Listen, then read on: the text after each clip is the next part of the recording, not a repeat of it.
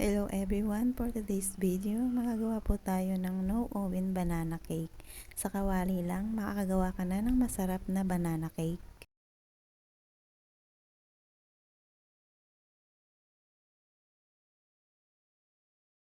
Dito po ay pagsamasamahin natin ang egg, sugar, cake flour, at yung ating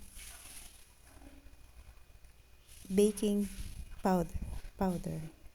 At dyan, yung cake flour po ay ating ilalagay sa strainer para walang maghalong buo-buo.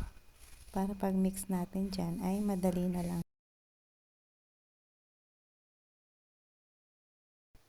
Dito ay mag-add tayo ng baking powder para siya ay pangpaalsa sa ating banana cake.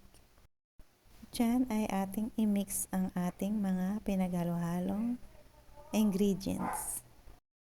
Maglagay po para tayo dito ng 1/2 cup of water para ma-mix natin itong ating mga harina.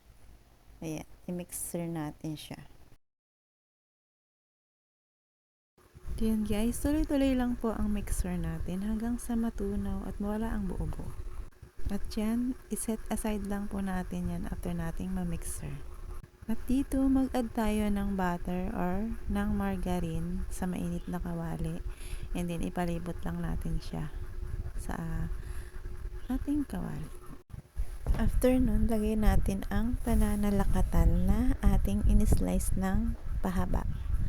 Ihanay lang po natin yan sa isang kawali. And then, isunod na natin ang minix natin na harina sa sinama-sama nating mga egg. Ayan, pag naluto na po ay atin itong baliktarin sa pamamagitan ng ating pinggan. Lagyan natin yan ng pinggan. Isa lang ulit natin ito upang maluto ang kanilang kabilang side.